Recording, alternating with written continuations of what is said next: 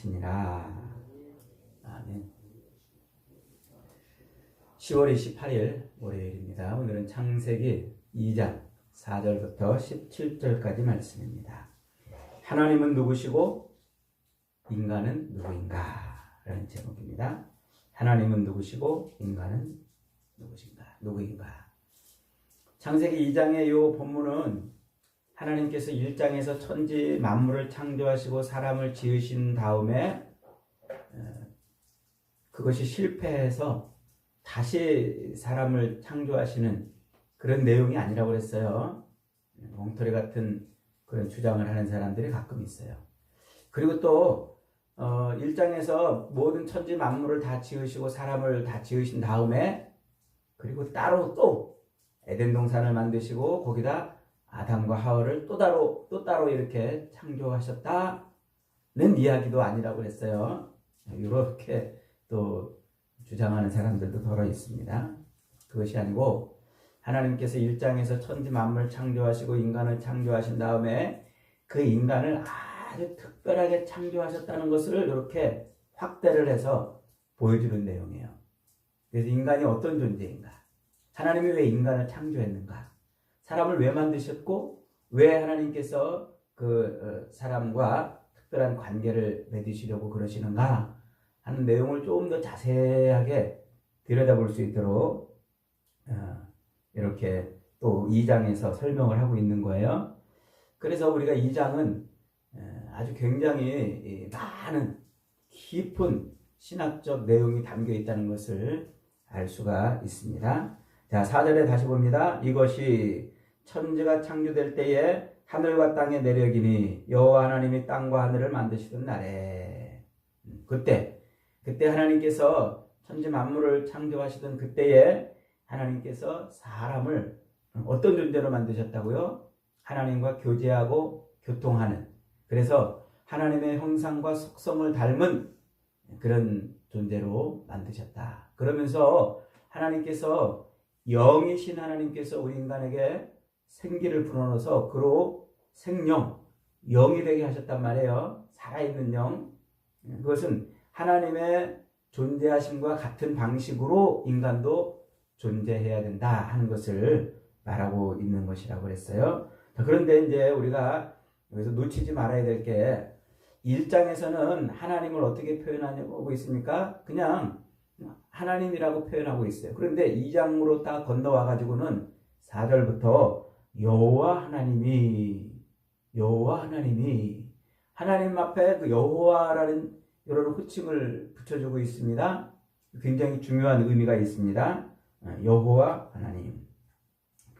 7절에서도 우리 인간을 사람을 만드실 때 여호와 하나님이 만들었다 이렇게 밝히고 있지 않습니까? 이 여호와 하나님은 히브리어로 야훼 엘로힘이라고 발음을 해요. 야훼 엘로힘. 엘로힘이라는 말은 전지전능하신 하나님을 표현할 때 쓰는 말이에요. 대부분 이 엘로힘이라는 말은 성경에 한 2600번 정도 등장을 해요. 그래서 하나님이 전지전능하시고 당신의 계획하신 그 모든 일들을 당신의 힘으로 이루어가시는 분. 이래서 엘로힘. 웬만한 하나님하고 이렇게 등장할 때 웬만한 단어들은 전부 다 요 엘로힘, 전지전능하신 하나님이라는 것을 알 수가 있습니다. 그런데 그 앞에 이제 여호와라고 이렇게 표현을 하잖아요. 이 여호와라는 이름은 성경에 6,800번이나 나와요. 그러니까 엘로힘보다 훨씬 더 많이 나와요. 이 여호와라는 이름이 그만큼 성경 전체에 이 전체 이야기 속에 여호와라는 이름이 흘러가고 있는 거예요. 그러니까 성경은 이 여호와라는 이름을 굉장히 중요하게 다루고 있고 의미가 있는 이름이라 지금 밝히고 있는 것입니다. 자, 우리말로 여호와라고 이렇게 번역된 히브리어는 사실은 발음이 안 되는 단어예요. 우리 이제 히브리어 알파벳 4글자로 되어 있는데 요드, 해, 와부, 해, 요드, 해, 와부, 해. 이렇게 네 글자로 되어 있어요. 근데 이게 원래 히브리어는 모음이 없어가지고 발음이 안 되는 이제 그런 그림 글자라고 그러지 않았습니까? 그러니까 이 발음을 할 수 없는 단어예요. 그러니까 유대인들은 이제 하나님의 이름이 너무 거룩하고 너무 성스럽고 그래서 하나님의 이름 여호와라는 이름을 발음하지 말아야 된다. 뭐 이랬다고 이제 하는 얘기들이 전해지는데 발음을 안 하려고 안 한 게 아니라 할 수가 없는 발음, 할 수가 없어서 그냥 이렇게 쳐다만 보고 있는 글자인 거예요. 그 모음이 있어야 발음이 되는데 모음이 없으니까 발음이 안 되는 거예요. 그러다가 이제 바벨론 포로 이후에 그 이스라엘 유다 백성들이 바벨론에서 돌아온 그 포로기 이후에 그 히브리어에다가 발음을 하기 위해서 모음을 이렇게 이제 갖다 붙여가지고 발음을 하는데 그때 이제 거기다 모음을 갖다 붙여서 야훼 이렇게 발음을 했어요. 요드해 와우해 요 네 글자를 모음을 갖다 붙여서 야훼 이렇게 발음을 했어요. 그래서 이제 그때부터 여호와 야훼라는 이름이 이제 하나님의 이름이 이제 읽혀지기 시작했는데 이게 이제 나중에 종교개혁 이후에 독일의 신학자들이 그 히브리어를 연구하고 하던 그 신학자들이 요 야훼라는 요 발음 요것도 정확한 성경에 모음이 없었는데 모음을 갖다 붙여가지고 야훼 이렇게 발음을 하니까 이 독일 신학자들이 이게 정확한 발음인가 해가지고 독일식으로 이 야훼를 독일식으로 여호와 이렇게 번역을 해놓은 거예요. 그래서 우리가 오늘날 쓰고 있는 이 여호와라는 말은 이게 그냥 한글 표기가 아니고 야훼라는 발음을 독일어로 표현한 것을 그걸 갖다가 이제 쓰고 있는 거예요. 그래서 우리는 여호와 이렇게 이제 발음을 하죠. 근데 어떤 사람들은 그 여호와 그거는 야훼라는 그 이름 그대로를 정확하게 발음한 것이 아니니까 그 발음하면 안 된다. 그렇게 하나님을 여호와라고 하면 안 된다. 그래서 야훼라고 해야 된다. 야훼라고. 그 옛날에 그 순복음교회 조영기 목사님이 특별히 주장을 했어요. 야훼라고 발음을 해야 된다 그랬는데 그것도 정확한 발음이 아니란 말이에요. 실제로 이게 발음이 어떻게 되는 건지 여호와인지 야훼인지 그건 잘 몰라요.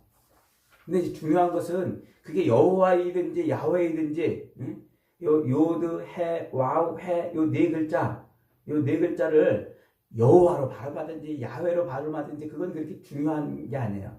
중요한 것은 그 야훼 여호와라는 이름에 담겨 있는 뜻이란 말이에요. 그게 더 중요한 거예요. 자, 이 여호와라는 이름의 뜻이 구체적으로 등장하는 게 어디냐면은 저 출애굽기 3장에 그리고 6장에 가면은 나와요. 하나님이 애굽에 있던 그 모세가 이제 살인을 하고 도망쳐서 광야로 도망을 갔잖아요. 그 모세를 떨기나무에 불을 붙여가지고 관심을 끌어서 하나님이 불러내요. 그리고 불러내가지고 모세한테 내가 아브라함과 이삭과 야곱 너희 조상의 하나님이야. 내가 그 너희 백성들을 애굽에서 꺼내가지고 가나안 땅으로 데려갈 거다. 그러면서 모세에게 나타나서 나는 여호와니라 이렇게 말해요. 이렇게 밝혀줘요. 그러면서 나는 스스로 있는 자 아니라 이렇게 말해요. 스스로 있는 자 아니라 그 스스로 있다 이 말도 히브리어 원어를 약간 의역을 해서 번역을 해놓은 건데 나는 나다 이 말이에요. 히브리어 그 말이 나는 스스로 있는 자 아니라 이렇게 우리말로 번역되어 있는 그 말이 원어를 그대로 번역하면은 직역을 하면 나는 나다 이렇게 말한 거예요. 그 모세가 하나님 도대체 나는 나가 누굽니까? 그 내가 그러면 백성들한테 가가지고 그 아브라함과 이삭과 야곱의 그 조상들의 하나님이셨던 그 하나님이 우리를 데리고 이렇게 가나안 땅으로 데리고 가신다는데 하나님이 그런 분이다 이렇게 말하면 그 백성들이 알아듣겠습니까? 그분이 누구냐고 나한테 물으면 내가 뭐라고 대답해야 됩니까? 이렇게 모세가 하나님 앞에 물어요. 그랬더니 하나님이 출애굽기 6장 2절부터 뭐라고 말씀하시는지 제가 읽어볼 테니까 잘 들어보세요. 출애굽기 2장 2절에 하나님이 모세에게 말씀하여 이르시되 나는 여호와니라.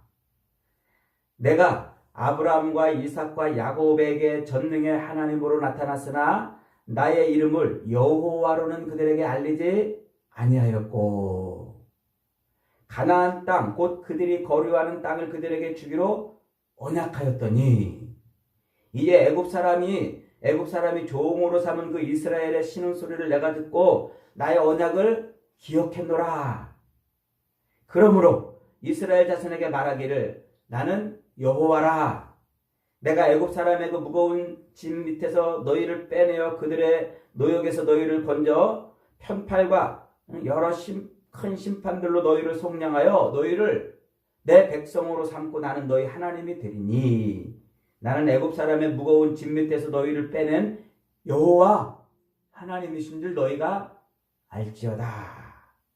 내가 아브라함과 이삭과 야곱에게 주기로 맹세한 땅으로 너희를 인도하고 그 땅을 너희에게 주어 기업을 삼게 하리라. 나는 여호와라 하셨다라고 말해라. 이렇게 모세에게 얘기를 해요. 복잡하죠? 간단히 설명하면 이 말이에요.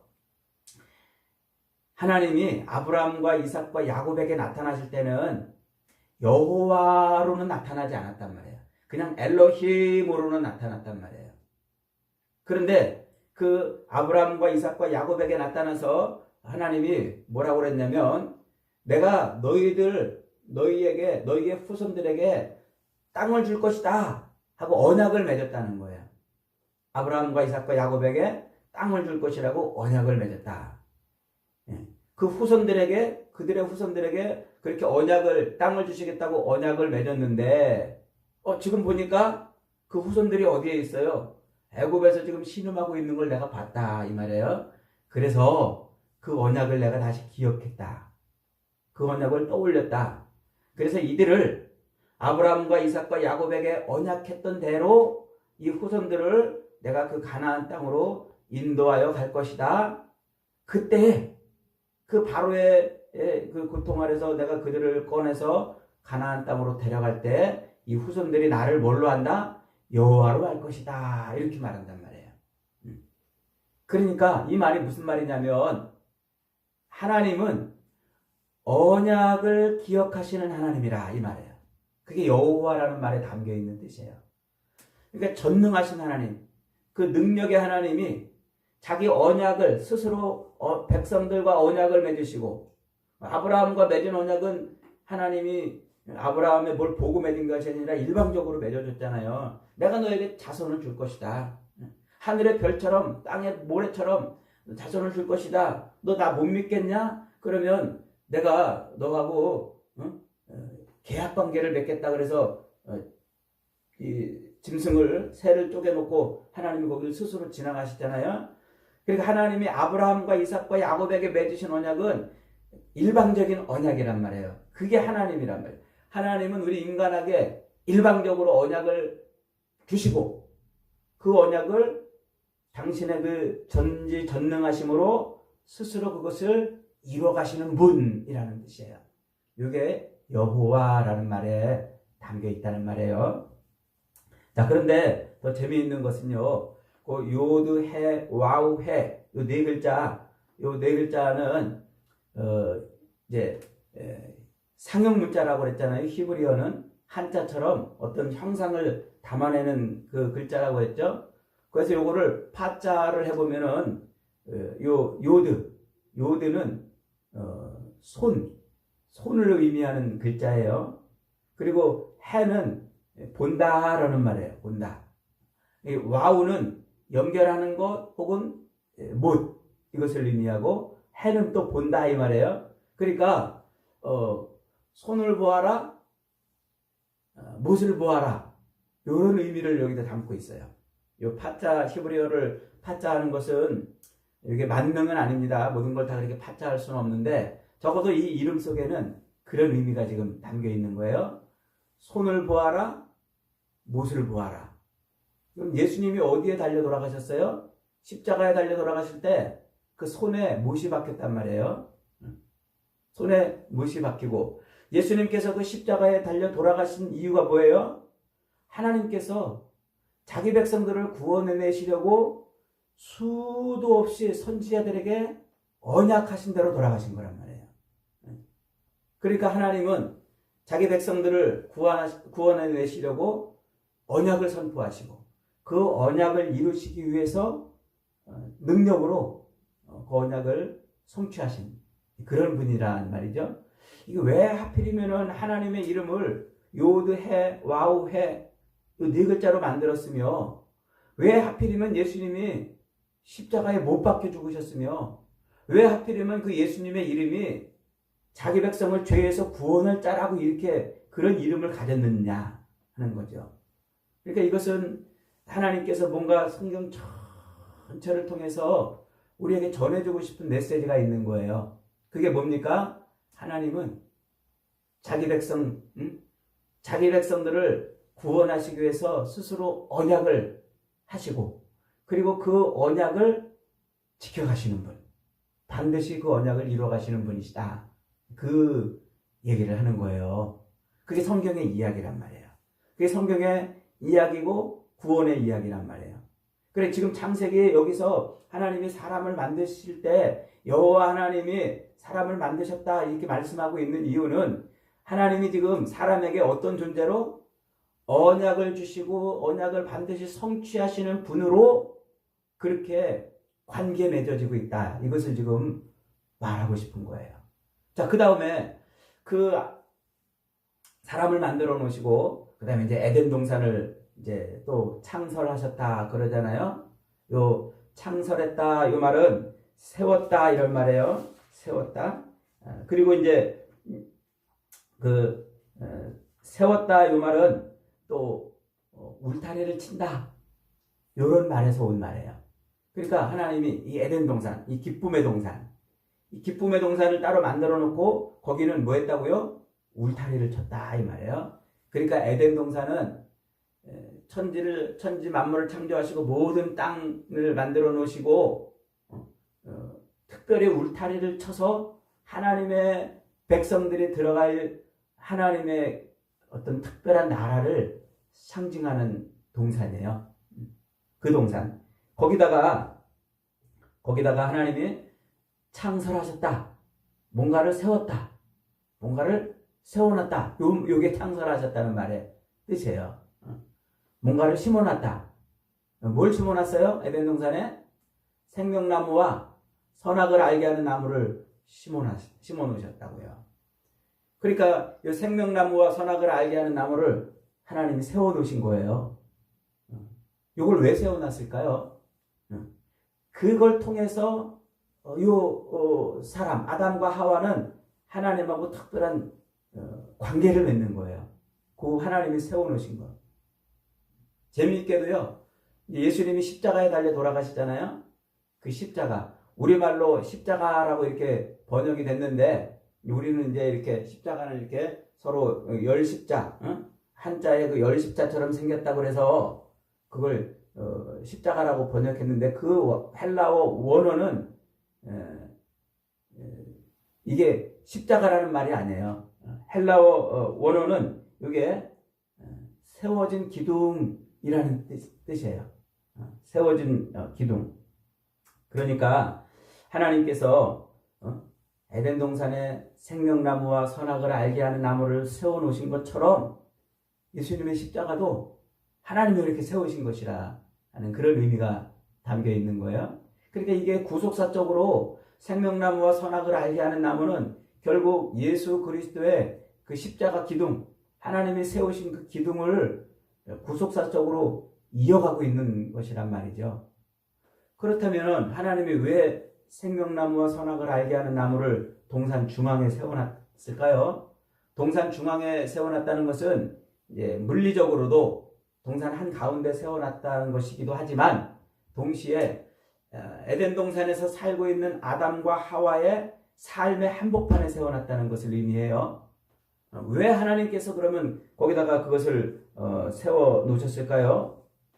그렇게 그것을 세워놓으신 이유는 그들이 아담과 하와가 누구로 말미암아 숨쉬고 사는 존재?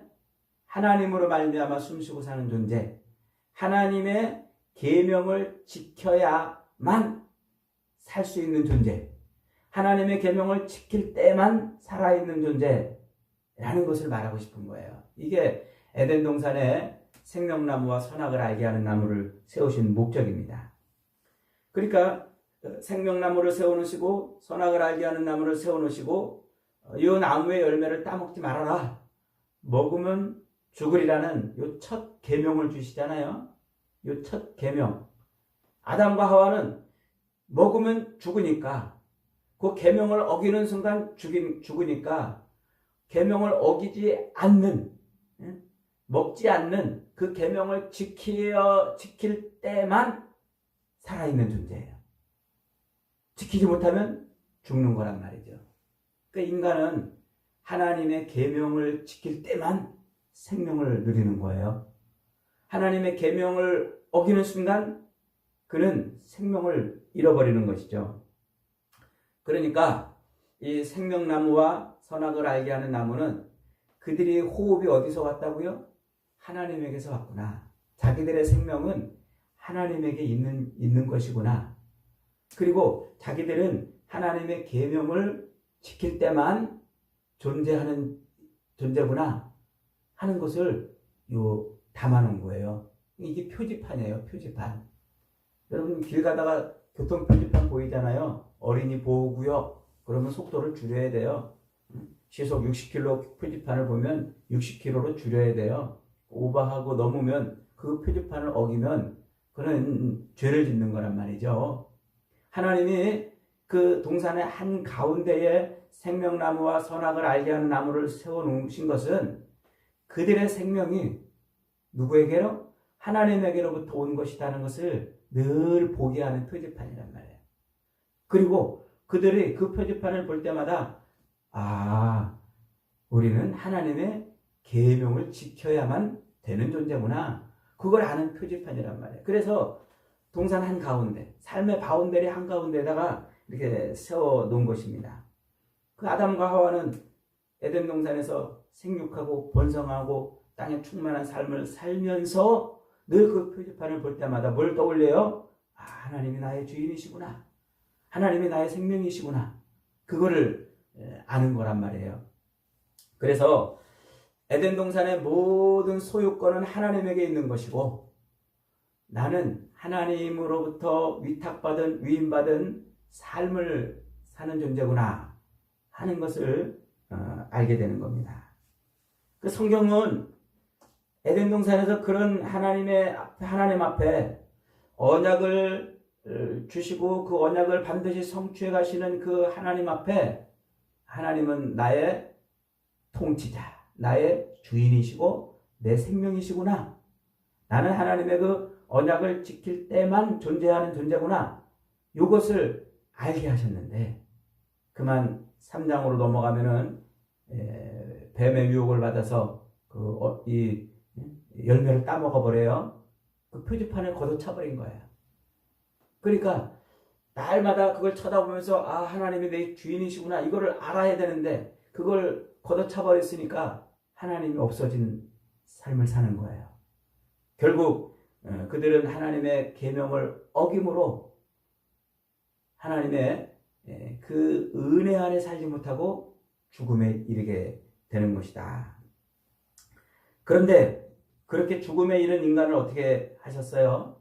하나님께서 그 은혜로 살던 존재가 죽음에 이르게 되자 내버려 두지 않고 다시 언약을 반드시 성취하시는 하나님이 그 죽음에 이른 흙덩어리를 구원해 내신다는 거예요. 그걸 사도 바울이 로마서 4장, 죄송합니다. 고린도전서 15장 47절로 49절에서 이렇게 설명해요. 한번 잘 들어보세요. 첫사람은 땅에서 났으니 흙에 속한 자이요.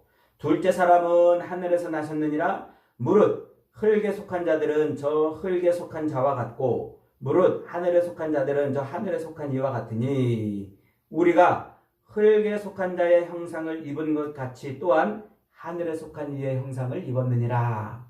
첫사람 아담과 예수님의 이야기를 하고 있는 거죠. 첫사람 아담은 흙에 속해 있는 자인데 그 흙에 속해 있는 자를 하나님이 어떻게 하셔요? 은혜로 구원하시기 위해서 둘째 하늘에 속한 자의 형상을 입게 하셨다 이 말이에요. 그래서 그 흙에 속한 자와 하늘에 속한 이의 이야기를 통해서 그러면 그 흙에 속한 자가 어떻게 하늘에 속한 자의 형상을 덧입느냐? 그게 로마서 4장 7절로 8절에요. 불법이 사함을 받고 죄가 가리어짐을 받는 사람은 복이 있고 주께서 그 죄를 인정하지 아니하실 사람은 복이 있도다 함과 같으니라. 하나님이 그 죄를 가린단 말이에요. 죄를 덮으신단 말이에요. 그런즉 한 사람으로 많은 사람이 정죄에 이른 것 같이 한 의로운 행위로 말미암아 많은 사람이 의롭다 하심을 받아 생명에 이르렀느니라. 한 사람이 순종치 아니함으로 많은 사람이 죄인이 된 것 같이 한 사람이 순종함으로 많은 사람이 의인이 되리라. 이렇게 이 내용을 해석해주고 있는 거예요. 자, 아까 생명나무와 선악을 알게 하는 나무 하나님이 뭐라고 그랬어요? 심어 놓으셨다 그랬잖아요. 십자가가 바로 하나님이 심어 놓으신 거라는 거죠. 십자가. 그래서 우리는 그것을 한자에서 따가지고 열십자, 그래서 십자가라고 번역하지만 이것은 스타우로스라고 이렇게 이제 발음을 해요. 헬라어로는 스타우로스. 이게 심겨진 기둥이라는 뜻이에요. 심겨진 기둥. 그러니까 하나님이 그 선악을 알게 하는 나무의 열매를 따먹음으로 인해서 죽은 그 존재를 다시 살려내시기 위해서 어떻게 하셨어요? 스타우로스 기둥을 다시 세워놨단 말이에요. 그래서 이 온 땅에 세워진 이 십자가 기둥은 뭐예요? 하나님의 은혜 안에 들어가는 길이라 이렇게 말할 수가 있어요. 여러분 길을 지나가다가 골목을 지나가다가 이렇게 십자가를 볼 때마다 무심하게 보지 마세요. 저 하나님이 세워놨구나. 그 세상에 수많은 교회들이 있잖아요. 산마다 들마다 골목마다 수많은 교회들이 있고 십자가가 서 있잖아요. 그 많은 십자가들은 어쩌다 세워진 십자가가 하나도 없어요. 우연히 세워진 십자가가 없어요. 누가 세웠어요? 하나님이 세운 거란 말이에요. 하나님이 그 언약, 계명을 어김으로 죽은 그 인생들을, 그 사람들을 다시 살려내시려고 또다시 세운 언약의 십자가 기둥이라 이렇게 말할 수가 있어요. 그러니까 얼마나 하나님이 놀라우신 분이에요. 하나님은 처음부터 우리 인간을 스스로 언약을 주시고 그 언약을 지켜가시려고 이런 모든 일들을 이루어 가시는 분이시라는 겁니다. 여러분, 그 옛날 에덴 동산에서 생명나무와 선악을 알게 하는 나무를 볼 때마다 아담과 하와가 나의 주인은 하나님이시구나. 나는 하나님으로부터 생명을 공급받고 있는 존재구나. 이런 것을 늘 깨달으며 그렇게 알며 살았던 것처럼 오늘 우리도 저 십자가를 볼 때마다 그렇게 살아야 돼요. 그래서 내 삶의 한복판에다 하나님이 십자가를 세워놓으신 거예요. 그 십자가를 볼 때마다 우리는 나는 하나님으로 사는 존재구나. 하나님의 은혜가 없으면 살 수 없는 존재구나. 이걸 날마다 고백해야 돼요. 내 인생의 주인은 하나님이시고 나를 통치하시는 분은 하나님이시구나. 이게 십자가를 볼 때마다 터져나와야 되는 고백인 거예요. 그런데 예수를 믿는다고 말하면서 자기 삶의 한복판에 십자가가 세워져 있는데도 불구하고 자기 삶의 주권을, 통치권을 자기가 가지고서 하나님이 자기를 도와야 되는 종처럼 그렇게 인식하며 사는 신앙인들이 얼마나 많습니까? 오늘날 하나님은 그 십자가 아래 무릎 꿇고 하나님의 은혜가 아니면 살 수 없고 하나님이 내 인생의 주인이라 하는 것을 고백하는 그 사람들을 찾으시는 거예요. 그 사람들을. 저와 여러분들은 날마다 시마다 때마다 일마다 그 십자가를 볼 때마다 그 옛날 에덴 동산에 하나님이 아담과 하와를 위해서 세워놨던 그 기둥인 것처럼 십자가를 볼 때마다 하나님 앞에 나는 하나님으로 하나님의 은혜 아니면 살 수 없고 하나님이 내 주인이십니다. 내 삶의 통치자이십니다. 고백하고 삶의 주권을 하나님께 넘겨드리며 사십시오. 삶의 모든 주권을 다 주님께 넘겨드리고 주님의 뜻대로 살겠습니다. 이렇게 고백하는 자, 그가 바로 하나님의 백성이요 하나님의 은혜를 입은 자입니다. 저와 여러분이 그렇게 날마다 시마다 때마다 일마다 우리 삶 한복판에 세워진 십자가를 볼 때마다 그런 고백으로 하나님의 은혜를 입으며 살 수 있기를 주님의 이름으로 축복합니다. 아멘.